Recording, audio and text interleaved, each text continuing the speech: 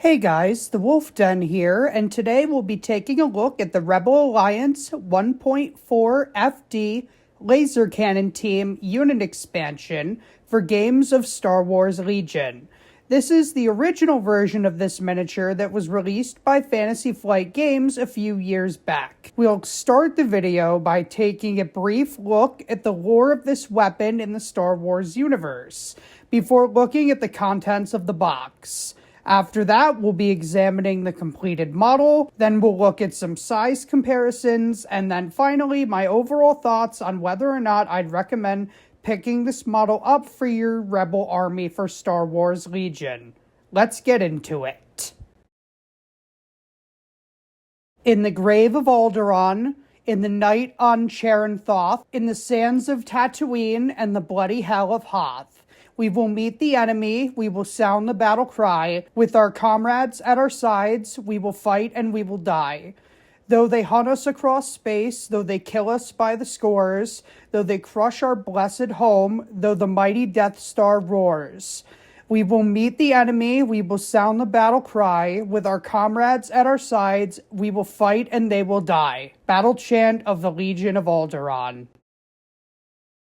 There are rebel bases and holdouts scattered throughout the galaxy, each one dedicated to bringing down the Empire's tyranny. With the creation of larger and more elaborate bases, especially those which are able to house the venerable GR-75 transports, also known as rebel transports, and the various fighter squadrons of the Alliance to restore the Republic, it becomes necessary for ground defensive works to be constructed in order to protect these valuable installations and their occupants. These defensive works will often take the form of trenches, defensive lines, and other protective measures, each dotted with powerful anti-infantry and anti-vehicular cannons and artillery to provide cover for the rebel troops serving in the trenches. However, it is often the reality that, even if a victory is scored on the ground against the Imperial forces that are attacking the rebel base, and the Imperial forces are repelled or defeated, the discovery of one of these installations will often result in the complete evacuation of the base itself. This truth is firmly instilled upon the soldiers on the ground, that their mission, more often than not, is not entirely to defeat the oncoming Imperial forces, but to simply delay them until key personnel and transports can evacuate into hyperspace and regroup elsewhere. These delaying actions are often extremely dangerous, as the Empire wields many powerful war machines and ground assets which can reduce even the staunchest defenders to rubble in short order. However, the arsenal of the Rebel Alliance has several powerful cannons, artillery pieces, tanks, and devices to counter the Empire's advance on worlds that are under siege. Enter the Atgar Space Defense Corporation's 1.4 FD P-Tower Light Laser Cannon. A common sight throughout many rebel bases on numerous worlds, the P-Tower, as it is known, is a powerful defensive weapon emplacement laser cannon that specializes in the destruction of enemy vehicles. The 1.4 FD takes the form of a 2.8 meter tall high energy dish, which uses a number of power routers and other technology to convert battery power or power from a nearby generator into a low-power energy beam, which is moderately effective against lightly armored vehicles, air speeders, land speeders, and repulsor craft. In addition, the P-Tower can be a large potential threat to infantry targets as well that range within its sights. Able to operate on almost any terrain and up to minus 100 degrees standard to over 120 degrees standard, as well as having the capability of acquiring targets at 360 degrees of rotation, the P-Tower has the ability to engage a wide variety of targets in numerous locations across the galaxy. However, the P-Tower does have a bit of a reputation among rebel ground commanders for several reasons. The first is its cost. The cannon is cited to cost around 10,000 credits, which, while cheap enough to field in large numbers, means that it's just expensive enough to justify not leaving behind on the field of battle when the last of the troops withdraw, and being a large static defensive weapon means that preparing the cannon for evacuation, especially under fire, is incredibly difficult. In addition, the cannon lacks the strength to effectively combat the many heavily armored walkers and armored combat machines employed most commonly in textbook Imperial offensive actions. While records of the P-Tower's performance cite it being able to threaten an all-terrain scout transport in combat, other reports say that it struggles against the nimble scout walkers, meaning that the P-Tower's effectiveness against some of the most common Imperial walkers can vary. The powerful all-terrain armored transport, also known as the AT-AT, is completely immune to the cannon's laser, as seen during the Imperial invasion of Hoth. The walkers of Blizzard Force shrugged off the barrages of the P-Tower with contemptuous ease during their advance on Echo Base and its shield generator. In addition, the cannon being stationary means that it is difficult, if not impossible, to reposition during combat conditions, as previously mentioned. Another complaint against the P-Tower is that the 4-person crew of the weapon are completely exposed to the elements, with its firing team having to operate in the open to both operate and bring the P-Tower to bear against enemy targets. Though it has been noted that a team of 2 is enough to fire and operate the gun in certain situations. Adding to the woes of the operators is that when the weapon fires, the dish glows incredibly brightly, removing any pretense of stealth or concealed firing positions against the enemy. However, despite these drawbacks, the P-Tower is still in use in many installations across the galaxy. As the Alliance fights for freedom, it must use anything that it can get its hands on. Weapons such as the 1.4 FD will continue to see use, either for their effectiveness against what targets it can damage, or for their low credit cost. These weapons serve as a ready bastion and potent weapon in the fight for freedom against the Empire's aggression. So, starting with the contents of the box, we have the instruction booklet for the Rebel 1.4 FD P-Tower unit expansion. We have a simple to understand set of instructions showing how to put your model together along with what glue you should use. The instructions recommend super glue, as well as a component list to make sure your model has all of the parts present. They're pretty nice, actually. Not too simple, but not too elaborate either. Though perhaps an alternate view would have been nice, similar to how Games Workshop makes use of in their instructions, but it does the job, and it does its job decently well, and sometimes that's all you can ask. In addition, the back of the instructions also list quite a few new rules, or old rules for this model when it first came out, as this model is for one of the earlier editions of Legion. But if you want to check these rules out, you can certainly pause the video and read them yourself. Next, out of the box, we have a rather nice set of cardstock tokens.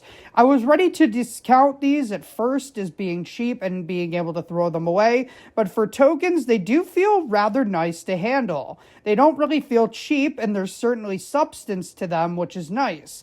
And the imaging on them is rather impressive as well, for tokens anyway. Here's the unit card featuring a small snapshot of the box art, as well as some various stats and rules for the cannon in-game. I'm sure these are outdated by now, but the card itself is nice, like the tokens. It feels nice to handle, and it doesn't feel like it'll rip easily. And on the opposite side, we have a much larger view of the really nice artwork featuring the P-Tower on an ice planet. And finally, we have 3 smaller cards, one being HQ Uplink, one being the Overcharge Generator card, and finally the Barrage Generator card. These cards feel nice too, and have some pretty cool artwork on them, so I certainly have to give credit where credit is due that I like the art on these cards. And now onto the parts themselves. As you can see, this build is not intense, as most of the parts are molded in large, chunky pieces. They feel solid though, and I will say that they don't feel cheap or toy-like either, which I was initially expecting when I opened the box. That being said, it does feel different to most of the other plastics for models that I've used, but this doesn't necessarily mean a bad thing.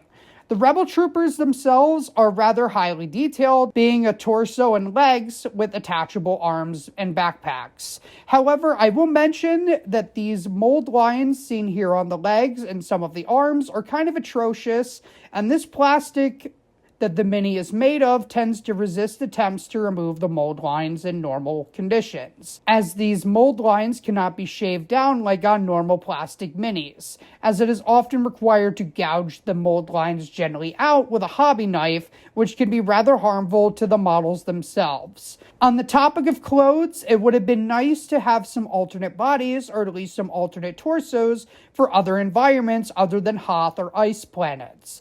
I get that's where the most iconic scene in which the P-Towers were used, but it would have been nice to get some variations to match the other Rebel units in the game, like the Commandos, which are in Endor gear or a more neutral clothing instead of the specific cold weather gear. The detail on these is pretty nice though. I like how the miniatures come with a pistol tucked into their holsters on each of their legs. It is a nice touch and they look good. The dish of the laser cannon itself is also very impressive for a singly molded piece, with all of the cavities and small nooks and crannies being molded very well with a high standard for detail. The battery also has a good amount of detailing in the form of small buttons and readouts on the side near the plug itself. And lastly, the base itself, which is actually very solid too. It's solid, made of chunky plastic. Now that we've gone through all of the contents of the box, let's take a look at the finished 1.4 FD Laser Cannon Defense Team unit expansion. So here we have the completed Star Wars Legion Rebel 1.4 FD Laser Cannon Defense Team. And honestly, I really love how this miniature looks once it's done. I rarely get to work with diorama in a box style miniatures, as most of those tend to be leaning more towards historical or military themed minis, but this is honestly really neat how you essentially get an entire scene right in the box. Rotating the miniature around a bit, you can take everything in. All of the minis and parts really come together to make a nice whole scene, which is one of the reasons I originally picked this miniature up, was to use in a diorama. But I changed gears to actually make an army I could play with on the tabletop in some form or another based on my experience with this miniature. One of the small touches that I really like is the cable connecting the battery to the cannon itself with the open door. It just adds a nice little touch to the model, like this is how this cannon works by drawing power from the battery, and I think that's a really nice addition. The build itself is really quick, which is nice too. It doesn't take very long to get this miniature together, and for such a small piece count model, the final result looks really nice. I feel like if this was a Games Workshop miniature, it'd be 5 sprues of parts to make a similarly sized model. So looking at the 2 crewmen of the cannon itself is kind of where my main issues are with this kit. Their rubbery material made working with them a bit trickier than the actual cannon itself. The cannon goes together wonderfully with no issues at all. However, the crew does take a bit of more time to assemble, as I've noticed that they resist gluing a bit. The fits are a bit tighter on the arms of the backpack, and they don't feel as good to put together as the cannon did. They are very detailed though, as I previously mentioned, but the mold lines on the legs and the arms are a bit annoying, and they are very tricky to remove unless you really know what you're doing. The other problem that I have, as I previously mentioned, is I wish this kit gave you more. Primarily, I wish they gave you different crew heads or bodies or gear or outfits or anything like that. As it stands, the cannon is meant to represent the defense of Echo Base on Hoth, so cold weather is what you get for the infantry. So if you're modeling anything else, like a neutral environment commando force, or a force of raiders in a jungle, or desert warfare, or any number of alternate schemes or designs for your rebel army, or anything like that, these guys are going to look out of place even if you paint them up to match.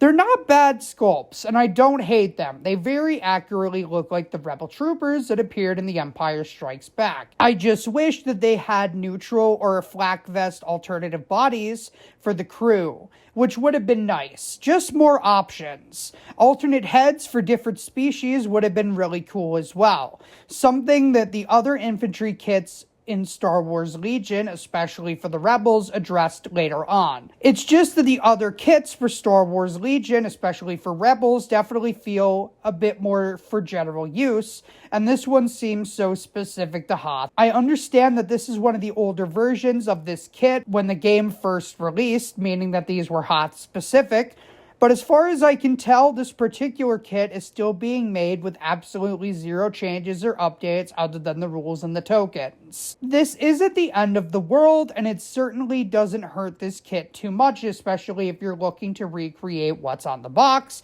but this is just a bit of a complaint that I have with it. That being said, the crew included with this kit are really expressive, despite their stock poses, and I like how both of them are in the middle of doing something. One gazing into the sights of the cannon, while the other using a pair of binoculars. Now, let's take a quick look at some size comparisons.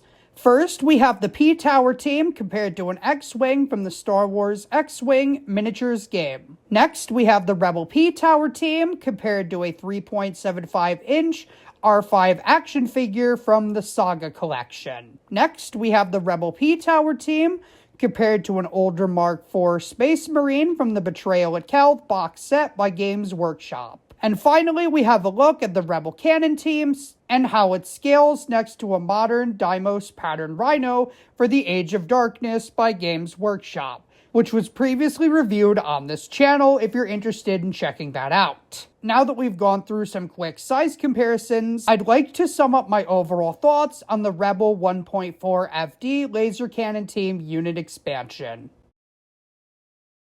Category 1. Build. 4 out of 5. The build for the Rebel P-Tower team is actually quite enjoyable, as long as you have the right kind of glue. The instructions recommend super glue to put the miniatures together, and that's what I'm going to recommend as well. I used Zap-A-Gap Medium CA, and the build went together without much hassle outside of the crew. The minis glued together and stayed together, and when I took my time and actually made sure to pace myself during the build, it was quite enjoyable. Just don't rush through it and you'll have a good time putting this kit together. I didn't have any problems with the pieces, and the build went together smoothly. Looks. 4 out of 5. The Rebel Laser Cannon team scores a 4 out of 5 in the looks category because it looks really cool and incredible once the build is complete. There are so many small details throughout both miniatures of the crew and the cannon, from the ruffles in the uniforms of both of the troopers to the tiny details scattered throughout the dish and the cannon. It looks really good, and no outside materials are required to create a great-looking laser cannon team right out of the box. They'd absolutely look great as a small diorama as well for any number of Star Wars modeling projects that you might be thinking of putting this cannon to use in, as well as looking great as a miniature. Material quality, 3 out of 5. It's a bit hard to describe the material quality that this mini is made of. The tower itself feels like generic hard plastic, like a traditional model kit, if the parts are a bit hollow and light feeling, while the crewmen definitely feel more akin to a vinyl model kit, and their details are a bit softer than on the P-Tower itself. That being said, when the correct superglue is applied to them, they work just as well as the rest of the mini. There are a few mold lines here and there on the sculpts of the troopers themselves, which is a bit of a shame given the soft material that really prevents them from being removed without scarring the miniatures themselves. But luckily they're few and far between and look pretty harmless. There are a few seam lines found on the cannon here and there, but they're small enough to leave alone without having to sand them down. I couldn't even remember where exactly they were. From what little mold lines there were, I simply just used one of my sanding sticks, and that took care of them, no problem. The model itself feels good to work with, and it doesn't really resist the gluing and the basing process like I thought it would. Accessories, 2 out of 5. This is probably the area where a good number of Star Wars Legion minis suffer, at least in my opinion, such as extra parts and accessories. This has been rectified a bit with the newer models and kits, which do offer a bit more in terms of options to customize your miniatures, as well as vehicle kits, which offer a bit more in the bits and extra parts department. This model, however, definitely suffers in the accessories category. There are no extra pieces, no customizable bits, no alternate heads, bodies, legs, or options for any of the crewmen. This is a shame because it means that the crew for this mini, outside of 3D printed alternative parts, will always be Echo Base Hoth troopers. It would have been nice if there were some alternate heads for alien parts in general. Given how many species make up the Rebel Alliance, it would have been nice for options for a male or female Twi'lek in winter gear, or a male or female Mon Calamari alongside the standard gunner and spotter who are humans. This leads to another issue that I have. Most of the Legion minis for the other armies pride themselves in being for any environment, outside of specific environmental trooper expansions. However, the Rebels really often seem to get stuck in two flavors: Hoth for some of the older kits, or Endor forest gear for commandos. This is a problem that was rectified later on, but it's just a shame that the canon crew will always be Hoth humans for this set, as far as I can tell, as this miniature is still being printed and come with the same crew. With the numerous ways you can paint this defense team, not just Hoth, but it's really just a shame that the crew will always be stuck in cold weather gear. The lack of options for the crew, alternate poses, perhaps a commander with the remote control for firing the dish, a spotter armed with a blaster pistol, and casual macro binoculars would have been really nice as well. I do appreciate that the spotter is nicely posed, but the lack of alternate bits and parts really hurt these early Legion kits. A 2.0 with this kit with alternate poses, crew with extra customizable parts and details, perhaps a Hoth torso and a normal gear torso for each crewman would have been nice. Would really make for a great update to this kit in the only area in which it really struggles. That being said, the included cards and data cards are also very nice. They feel solid and are of good quality, and they don't feel like they're going to bend or tear without extreme excess of force. The cardboard tokens are a lot better material than I thought they would, rather than the straight cardboard, which is nice as well. And lastly, the instructions category. The 1.4 FD Star Wars Legion Laser Cannon team scores a 3 out of 5 in the instructions category. The instructions for the P-Tower are simple and rather easy to understand.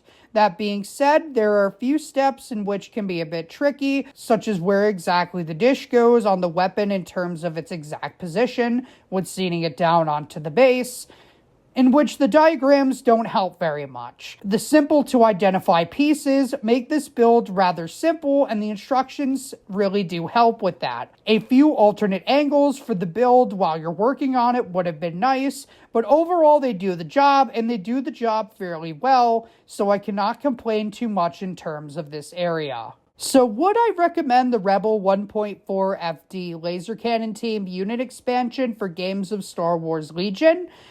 I would say yes, I would, with the note that while I do enjoy it personally, whether or not you need it for your army is up to you. It is a very love it or you don't love it weapons emplacement stuck in the fairly early days of the Hoth aesthetic for the game. So if you're planning on an Endor Forest army, a Tatooine Desert army, or any alternate army scheme or ideas, the crew themselves will certainly clash with the aesthetic of your army, given how they're only in winter weather gear. Of course, there are alternate crewmen which can be found online or any other resources such as 3D printing, which can fix this problem, but for a fairly pricey miniature, the lack of alternate bits or customizable crew opportunities can be a bit disappointing right out of the box. However, if you're looking for something for a Hoth-themed army, you like the look of this miniature, or you're a big fan of The Empire Strikes Back and you want something for your desk or for a diorama, the P-Tower might be for you. It doesn't seem like a unit in which you would need multiples of for your army, even from a modeling perspective. So even if you only pick up one of these, I don't think you'll be disappointed with what comes in the box. The build is solid, the final result looks really nice, and overall I really like how this model looks and how it comes together. So I think if you pick this model up for what it shows on the box, I don't think you'll be disappointed.